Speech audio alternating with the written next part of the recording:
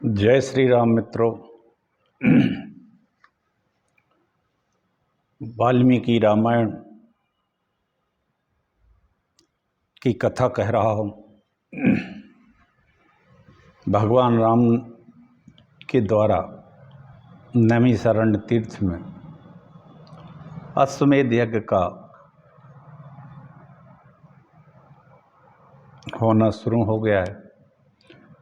वहाँ भारतवर्ष से संपूर्ण ऋषि महर्षि बुलाए गए सपरिवार, और वाल्मीकि जी लव कुश को लेके वहाँ आए और एक अपने स्थान पर, निर्दिष्ट स्थान पर रुक गए। उन्होंने कुश और लव को राम कथा जो उन्होंने महर्षि जी ने लिखी है भगवान की, उसको गायन करने के लिए राम जी के पास भेजा। कल तक यहाँ तक मैंने कथा कही थी, आज आगे कहते हैं। मंगलाचरण करे लेते हैं। आइए हम सब मिलकर भगवान श्री राम के अश्वमेध यज्ञ में चलें और कथा के द्वारा उसका पूर्ण लाभ लें, आनंद लें और भगवान में भक्ति दृढ़ हो सभी की, ऐसा हम प्रार्थना करें। श्री गणेशाय नमः। श्री जानकी वल्लभो विजयते। नमोस्तु रामाय सा लक्ष्मणाय देव्यै च तस्यै जनकात्मजाय। नमोस्तु रुद्रेन्द्रियमानिलेभ्यो नमोस्तु चंद्राग्नि मरुद्गणेभ्यः। नास्ति गंगा समं तीर्थम नास्ति मात्र समं गुरु। नास्ति विष्णु समो देवो नास्ति रामायणात् परम। नास्ति वेद समं सारम नास्ति वेद समं शास्त्रम। नास्ति शांति समं सुखम। नास्ति शांतिं परम ज्योतिर्नास्ति रामायणात् परम।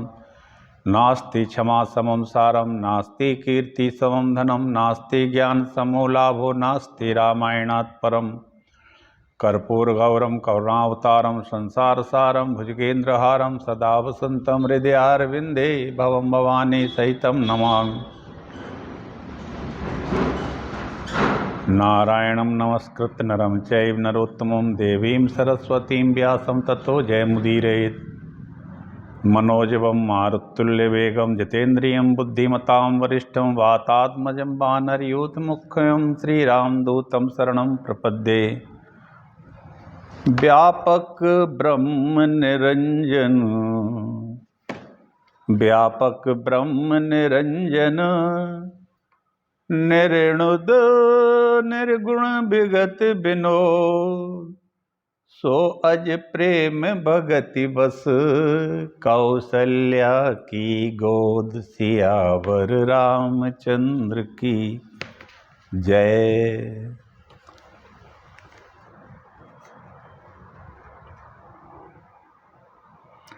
इस तरह से कुश और लव वाणी को हृदय में धारण करके वे दोनों कुमार मन ही मन उत्कंठित हो आश्रम में रात भर रुके।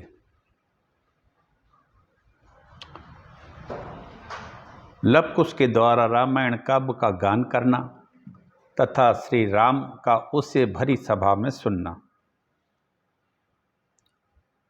तौ रजन्यां प्रभातायां स्नातौ हुतासनौ यथोक्तं ऋषिणा पूर्वं सर्वं तत्रोपगायताम्।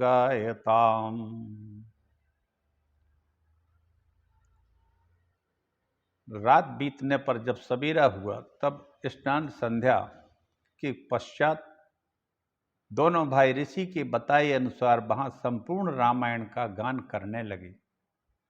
वाल्मीकि जी ने कहा था कि जाओ और जहां अश्वमेध यज्ञ संपन्न हो रहा है उस यज्ञ मंडप में राम कथा को गायन करो। श्री रघुनाथ जी ने भी वह गान सुना जो पूर्ववर्ती आचार्यों के बताए हुए नियमों के अनुकूल था। संगीत की विशेषताओं से युक्त स्वरों के अलापने की अपूर्व शैली थी। तांस सुश्रवाओ काकुत्स्थः पूर्वाचार्य विनिर्मिताम अपूर्वाम पाठ्य जातिम च गेयेन संलंकृताम। श्री रघुनाथ जी ने भी वह गान सुना। बहुत अच्छी अपूर्व शैली थी उसके अलापने की, लव और कुश की। बहुसंख्यक प्रमाणों, ध्वनि परिच्छेद के साधनभूत द्रुत, मध्य और विलंबित, इन तीनों की आवृत्तियां अथवा सप्तविध स्वर के भेद की सिद्धि के लिए बने हुए स्थानों से बंधा हुआ वीणा की लय से मिलता हुआ उन दोनों बालकों का वह मधुर गान सुनकर हनुमान जी को बड़ा, रामचंद्र जी को बड़ा कौतूहल हुआ। तदनंतर पुरुष सिंह राजा श्री राम ने कर्म के अनुष्ठान के अवकाश मिलने पर बड़े बड़े मुनियों, राजाओं, वेदवेत्ता, पंडितों, पौराणिकों, व्याकरणों, बड़े बूढ़े ब्राह्मणों, स्वरों, लक्षणों के ज्ञाताओं, गीत सुनने के लिए उत्सुक द्विजों, सामुद्रिक लक्षणों तथा संगीत विद्या के जानकारों, विशेषतः निगमागमों के विद्वानों अथवा पूर्वासी, विभिन्न विभिन्न चरणों, छंदों के चरणों, उनके गुरु, लघु अक्षरों तथा उनके संबंधों का ज्ञान रखने वाले पंडितों, वैदिक छंदों के परिनिष्ठित विद्वानों, स्वरों का ह्रस्व, दीर्घ तथा मात्राओं के विशेषज्ञों, ज्योतिष विद्या के पारंगत पंडितों, कर्मकांडियों का कार्य कुशल पुरुषों का, विभिन्न भाषाओं और चेष्टा तथा संकेतों को समझने वाले पुरुषों एवं सारे महाजनों को बुलवाया। इतने लोगों को बुलवाया जो इसमें पारंगत थे। इतना ही नहीं, तर्क के प्रयोग में निपुण न्यायायिकों को, युक्तिवादी, बहुज्ञ विद्वान, छंदों, पुराणों, वेदों के ज्ञाता, द्विजवरों को, चित्रकला के जानकार, धर्म के अनुकूल सदाचार के ज्ञाता, शास्त्रों के ज्ञाता, कल्पसूत्र के विद्वान, नीति निपुण पुरुष, वेदांत के अर्थ को प्रकाशित करने वाले ब्रह्मवेत्ताओं को भी बुलाया। इन सबको एकत्र करके भगवान श्री राम ने रामायण गान करने वाले उन दोनों बालकों को सभा में बुलाकर बैठाया। इतने प्रकांड अपने अपने क्षेत्र के विद्वानों को बुलाकर भगवान ने फिर उन बालकों को बुलाया।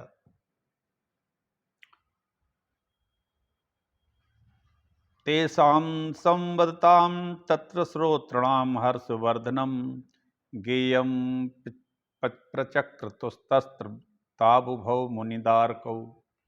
सभासदों में श्रोताओं का हर्ष बढ़ाने वाली बातें होने लगी। उसी समय दोनों मुनि कुमारों ने गाना आरंभ किया। ततः प्रवृत्तम मधुरम गांधर्वमति मानुषम नाचा तृप्तम ययु सर्वे श्रोतारो गे संपदा। फिर तो क्या है, मधुर संगीत का तार बंध गया। बड़ा अलौकिक गान था। गेय वस्तु की विशेषताओं के कारण सभी श्रोता मुग्ध होकर सुनने लगे और किसी की भी तृप्ति नहीं होती थी। मुनियों के समुदाय और पराक्रमी भूपाल सभी आनंद मग्न होकर उन दोनों को बारंबार इस तरह देख रहे थे मानो उनकी रूप माधुरी को नेत्रों से पी रहे। वे सब एकाग्र चित्त होकर परस्पर इस प्रकार कहने लगे। इन दोनों कुमारों की आकृति श्री रामचंद्र जी से बिल्कुल हूबहू मेल खाती है। ये बिंब से प्रकट हुए प्रतिबिंब के समान जान पड़ते हैं। यदि इनके सिर पर जटा न होती और ये बलकल न पहने होते तो हमें श्री रामचंद्र में तथा गान करने वाले इन दोनों कुमारों में कोई अंतर नहीं दिखाई देता। भगवान राम जैसे ही दोनों ही कुश और लभ थे, बस अंतर ये था कि वे सर पर जटा जूट बांधे थे और बलकल वस्त्र पहने थे, राज पोशाक नहीं पहने थे। कहने का मतलब यह, नगर और जनपद में निवास करने मनुष्य जब इस तरह से बातें कर रहे थे, उसी समय नारद जी के द्वारा प्रदर्शित प्रथम सर्ग मूल रामायण का आरंभ से ही गान प्रारंभ हुआ। शुरुआत प्रथम सर्ग से नारद जी ने शुरू किया। नारद जी भी चूंकि नाद के बहुत बड़े ज्ञाता है, गायन के बहुत बड़े ज्ञाता है नारद जी। और फिर नारद जी ने शुरू किया तो फिर तो कहना ही क्या है। वो वाल्मीकि महाराज के ये दोनों कुमार शिष्य थे, उन्होंने उनके ही संरक्षण में ये बड़े हुए। पूरा ये महाकाव्य उनको रागों में कंठ था। ऐसा एक अद्भुत गायन को स्वरलभ कर रहे थे। आनंद क्या तो कोई सीमा ही नहीं थी। स्वर ताल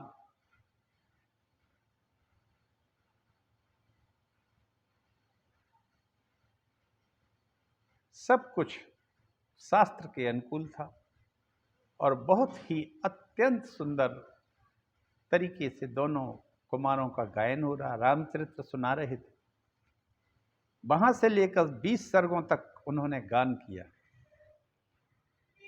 क्योंकि इतना ही कहने की गाने की अनुमति उन्होंने दी थी महर्षि वाल्मीकि ने। तत्पश्चात समय समाप्त हो गया, अपराह्न हो गया, सायंकाल हो गया। उतनी देर में 20 सर्गों का गान सुनकर रघुनाथ जी ने भाई भरत से कहा, काकुत्स, तुम इन दोनों महात्मा बालकों को 18,000 स्वर्ण मुद्राएं दे दो, पुरस्कार के रूप में प्रदान करो। इसके सिवा यदि और किसी वस्तु के लिए इनकी इच्छा हो, ये चाहते हो मांगे, तो वो भी इनको दे दो। ऐसा राम जी ने भरत जी से कहा। 20 सर्ग तक इन्होंने सुनाया। भगवान रघुनाथ जी इतने प्रसन्न हुए उस गायन को सुन के। भरत जी से कहा कि भरत जी, इन दोनों बालकों को 18,000 स्वर्ण मुद्राएं पुरस्कार के रूप में प्रदान करो, और यदि और भी ये जो चाहे वो भी दे दो, जो भी चाहे। तब भरत जी ने स्वर्ण मुद्राएं देने लगे, किंतु उसे दिए जाते हुए सुवर्ण को कुश और लव ने ग्रहण नहीं किया। भरत जी 18,000 स्वर्ण मुद्राएं ले आए और उन्होंने देने की कोशिश की, देने लगे।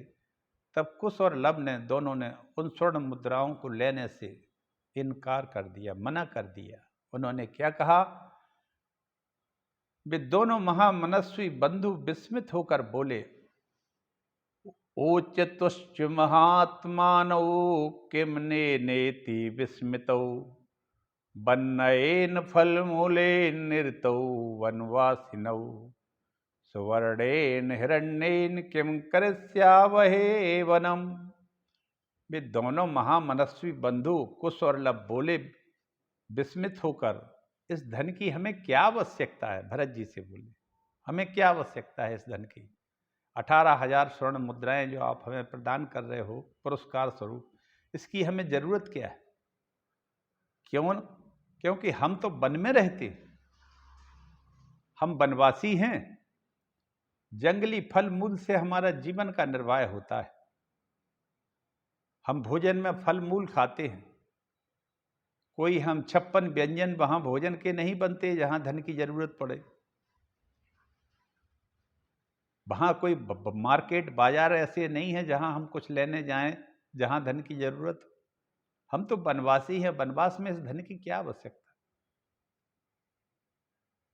वाह, सोना चांदी हम वन में ले जाकर करेंगे क्या। हम ले भी जाएं अगर इसको, तो हम क्या करेंगे, कहां रखेंगे, क्या करेंगे उसका। उनके ऐसा कहने पर श्रोताओं के मन में बड़ा कौतूहल होने लगा।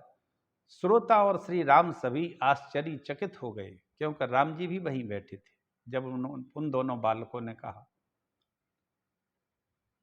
तब श्री रामचंद्र जी यह सुनने के लिए उत्सुक हुए कि इस काव्य की उपलब्धि कहाँ से हुई इन्हें। ये महाकाव्य जो ये गायन कर रहे हैं हमारे चरित्र को, ये इन्हें कहाँ से प्राप्त हुआ। तब मुनि कुमारों से रघुनाथ जी पूछा कि इस महाकाव्य की किम प्रमाणमिदं काव्यम का प्रतिष्ठा महात्मना कर्ता काव्य महताम क्वचासौ मुनि पुंगवः। इस महाकाव्य की श्लोक संख्या कितनी है? लव कुश से कहा उन्हें। इसके रचयिता कौन हैं? उनका आवास स्थान कहाँ और कौन सा है? इस महान काव्य के कर्ता कौन से मुनीश्वर हैं और वे इस समय कहाँ हैं?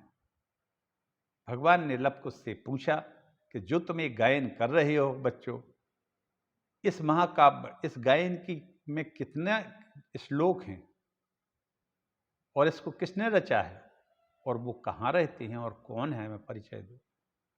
भगवान के इस तरह पूछने पर पृच्छन्तम राघवम वाक् मुचतुर्मुनि दारको वाल्मीकिर्भगवान कर्ता संप्राप्तो यज्ञ संविदम येनेदम चरितम तुभ्यम शेषम संप्रदर्शितम।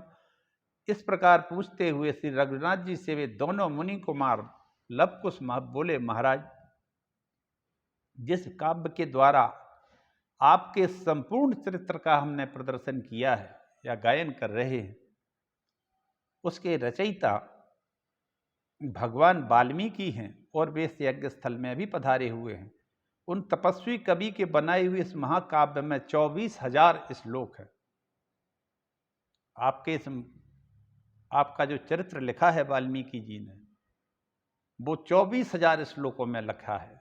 ये वाल्मीकि रामायण जो है 24,000 श्लोकों की है, ऐसा लव कुश ने बताया है कि 24,000 श्लोक हैं और 100 उपाख्यान हैं। हे राजन, उन महात्मा ने आदि से लेकर अंत तक 500 सर्ग लिखे हैं। 24,000 श्लोक जो हैं ये 500 सर्गों में हैं और 6 कांड हैं। 7वां कांड उत्तरकांड भी है। पहले उन्होंने 6 कांडों का निर्माण किया, फिर इसके अलावा उन्होंने उत्तरकांड की भी रचना की। हमारे गुरु वाल्मीकि हैं, उन सब का निर्माण किया है। उन्हीं ने आपके चरित्र को महाकाव्य का रूप दे दिया है। इसमें आपके जीवन तक की सारी बातें आ गई हैं। यदि बुद्धि कृता राजक्षणवाणाय महारथ कर्मांतरे क्षणीभूत क्षणुत सहानुज। महारथी नरेश, यदि आपने इसे सुनने का विचार किया हो तो यज्ञ कर्म से अवकाश मिलने पर इसके लिए निश्चित समय निकालिए और अपने भाइयों के साथ बैठकर इसे नियमित रूप से सुनिए। ऐसा लव कुश ने कहा राम जी से कि आप यज्ञ से अपना समय निकाल के आप भाइयों सहित अपने चरित्र को पूरा सुनिए। आइए हम सुनाते। और वो सुना ही रहे थे। तब श्री रामचंद्र ने कहा, बहुत अच्छा है, हम इस काव्य को पूरा सुनेंगे। बाणमित्य ब्रवीद रामस्तौ चानुज्ञाप्य राघवम प्रहष्टौ जगमुतु स्थान मैत्रास्ते मुनि पुंगवः। वे दोनों भाई कुश और लव प्रसन्नता पूर्वक उस स्थान पर चले गए जहां मुनिवर वाल्मीकि ठहरे हुए थे। इतना कह के दोनों कुमार वाल्मीकि जी के पास चले गए जहां वाल्मीकि जी ठहरे हुए थे। श्री रामचंद्र जी महात्मा मुनियों और राजाओं के साथ उस मधुर संगीत को सुनकर यज्ञ मंडप में चले गए कर्मशाला में। इस प्रकार प्रथम दिन कतिपय सर्गों से युक्त सुंदर स्वर एवं मधुर शब्दों से पूर्ण ताल लय से संपन्न तथा वीणा की लय के व्यंजना से युक्त यह काव्य गान हुआ, जैसे कुश और लव ने गाया था और राम ने सुना। आहा! श्री राम जी ने कुश और लव के द्वारा संपूर्ण रामचरित सुना। और कैसे सुना? संपूर्ण लय वीणा व्यंजन से युक्त काव्य गान को सुना। श्री राम का सीता से उनकी शुद्धता प्रमाणित करने के लिए शपथ कराने का विचार। इस प्रकार रघुनाथ जी ऋषियों, राजाओं और वानरों के साथ कई दिनों तक यह उत्तम रामायण का गान सुनते रहे। पूरी रामायण सुन ली कई दिनों में। उस कथा से ही उन्हें मालूम हुआ कि कुश और लव दोनों कुमार सीता, ये दोनों कुमार सीता के पुत्र हैं। दोनों ही कुमार सीता के सुपुत्र हैं। यह जानकर सभा के बीच में बैठे रामचंद्र जी ने दूतों को बुलाया, अपनी बुद्धि से विचार करके कहा कि तुम लोग भगवान वाल्मीकि के पास जाओ और उनसे मेरा यह संदेश कहो। बस फिर वही बात आ जाती है। सीता का चरित्र शुद्ध है और यदि उनमें किसी तरह का पाप नहीं है तो वे महामुनि की अनुमति लेकर के यहाँ आकर जन समुदाय में अपनी शुद्धता को प्रमाणित करें। एक बार लंका में प्रमाणित कर दी गई। लोकाचार की दृष्टि में सत्य तो यह है कि वो अग्नि में प्रवेश कर गई थी और वेदवती जो थी उनकी छाया सीता वो समा गई सीता में। लेकिन उसको भी लोगों ने कहना उलाहना देना शुरू किया तो वाल्मीकि आश्रम में पहुंचा दी गई माता। हालांकि उनकी खुद की इच्छा थी वाल्मीकि आश्रम में जाने की, फिर भी एक लोकाचार की दृष्टि से राम जी फिर कह रहे हैं कि अब सीता जी को अगर अपनी पवित्रता प्रमाणित करने के लिए आए जन समुदाय के बीच में, क्योंकि अब जन समुदाय कह रहा था तो अब जन समुदाय के बीच में भी आके अपनी शुद्धता का प्रमाणित करना। इस तरह से राम जी ने कहा वाल्मीकि को सूचित कर दो, कल सवेरे मिथिलेश कुमारी जानकी भरी सभा में आवे और मेरा कलंक दूर करने के लिए शपथ करें। रघुनाथ जी के वचन सुनकर दूत बाड़े में गए। वाल्मीकि विराजमान थे। महात्मा वाल्मीकि अमित तेजस्वी थे। वे तेज से अग्नि के समान प्रज्वलित हो रहे थे। उन दूतों ने प्रणाम करके रामचंद्र जी के वचन मधुर एवं कोमल शब्दों में कह सुनाए। उनका दूतों की बात सुनकर राम के हार्दिक अभिप्राय को समझकर महामनस तेजस्वी मुनि इस प्रकार बोले, ऐसा ही होगा, तुम लोगों का भला हो जाओ। श्री रघुनाथ जी को आज्ञा देते हैं, सीता वही करेगी क्योंकि पति स्त्री के लिए देवता होता है।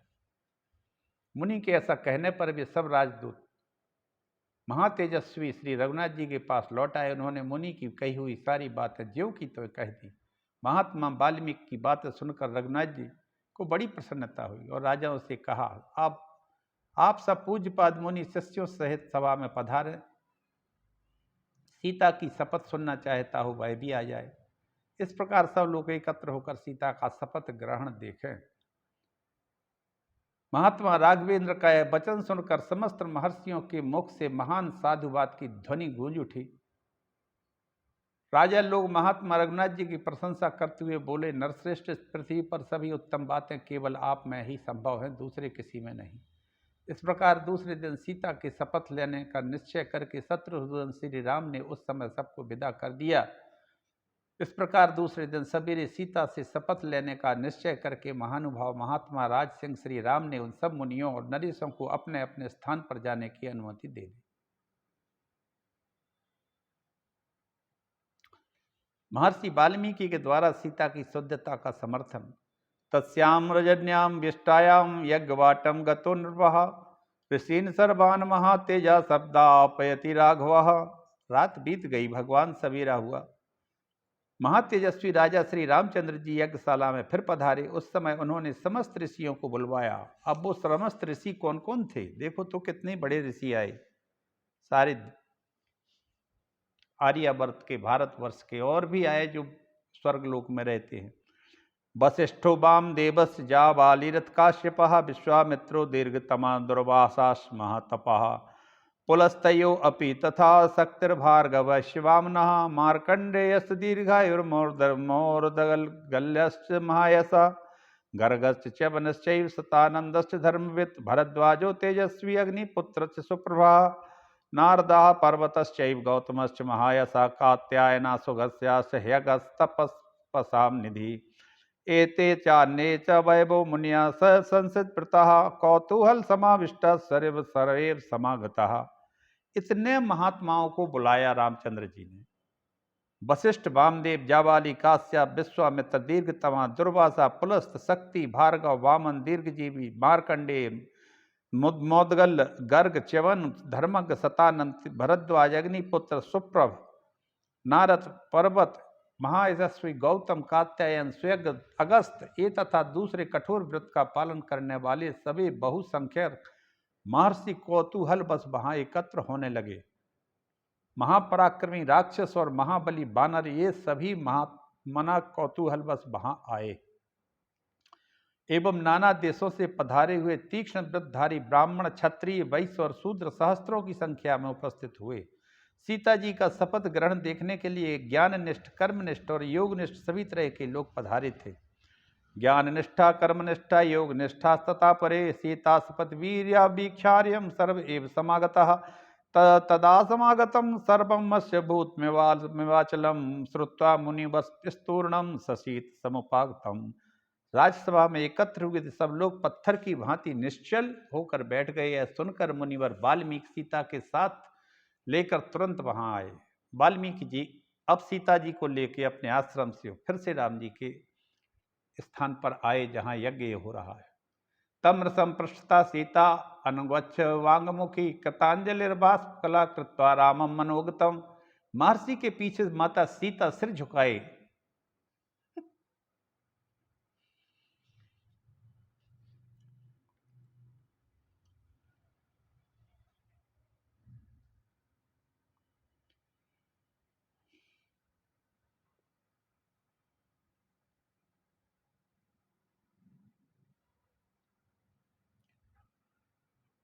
महर्षि वाल्मीकि के पीछे पीछे सीता सिर झुकाए चली आ रही थी। उनको उनके उनके दोनों हाथ जुड़े थे और नेत्रों से आंसू झर रहे थे। वे अपने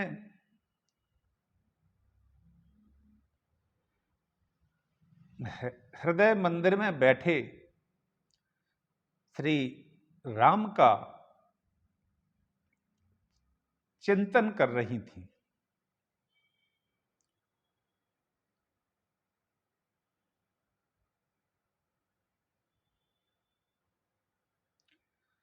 वाल्मीकि ऋषि के पीछे पीछे आती हुई सीता ब्राह्मण का अनुसरण करने वाली श्रुति के समान जान पड़ती थी।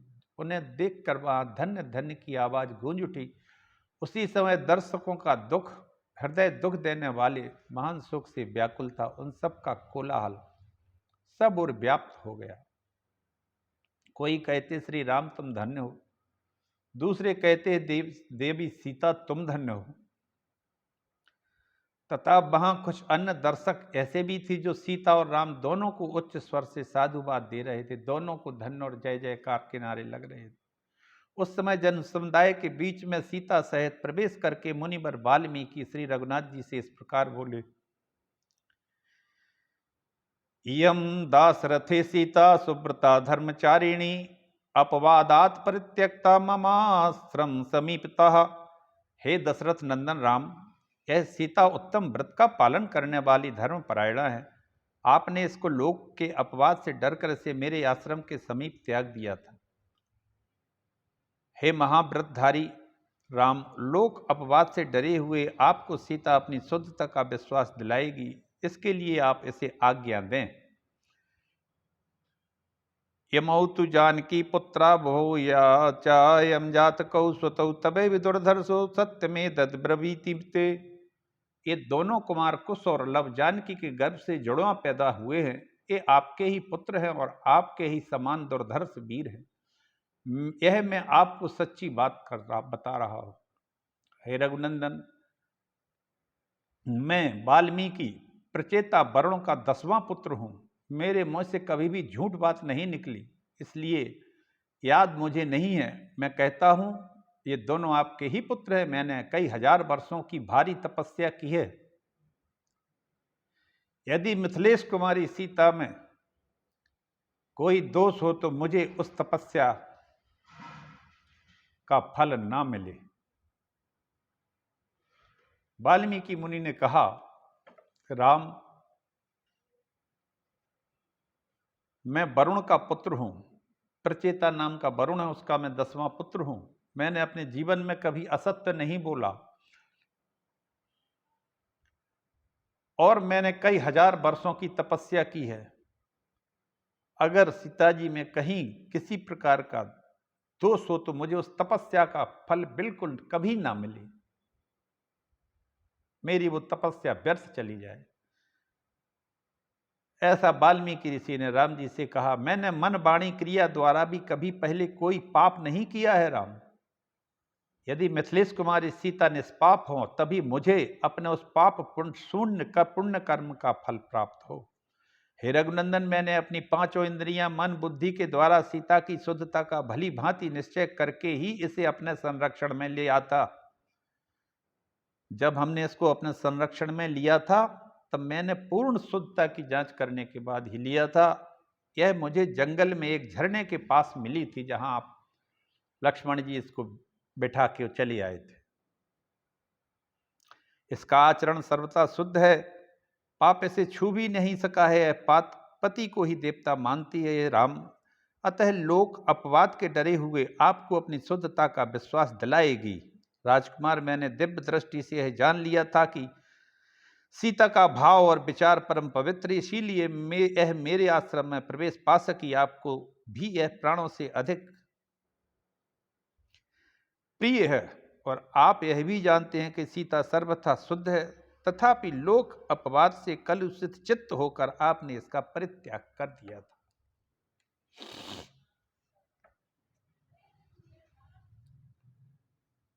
इस तरह से वाल्मीकि मुनि ने राम जी को सीता जी की पूरे बातों को बताया और अपनी तपस्या के बारे में और अपना खुद का परिचय भी दिया।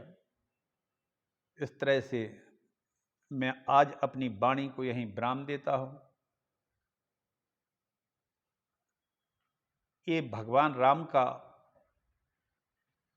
एक लोक चरित्र चला है। उन्होंने संसार में मर्यादा की स्थापना करने के लिए अपने इस चरित्र को लोगों में किया, जिसे रामचरितमानस के रूप में गोस्वामी तुलसीदास जी ने लिखा है। ये वाल्मीकि महापुराण जो मैं कह रहा हूं, अपनी बुद्धि से जितना बनता है बहुत ही अच्छा है, ज्ञान देने वाला है। और मैं ये कहूं कि इसमें बहुत से पात्र हैं, लेकिन इसमें सर्वश्रेष्ठ पात्र कोई अगर है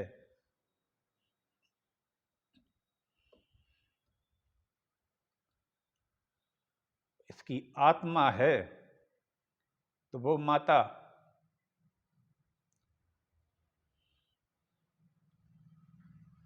सीता है। और माता सीता को वाल्मीकि जी ने अपने आश्रम में रखा और उनके दो जुड़वा पुत्र उन्हीं के आश्रम में हुए, जो लवकुश के नाम से विख्यात हुए। आज मैं यहीं अपनी वाणी को विराम देता हूं। आगे की कथा में कल कहूंगा। सीता का शपथ ग्रहण और पृथ्वी का खुद स्वयं सीता को लेने के लिए आना, ये कल कथा कहेंगे। जय श्री राम, श्री राम जय राम, जय जय राम।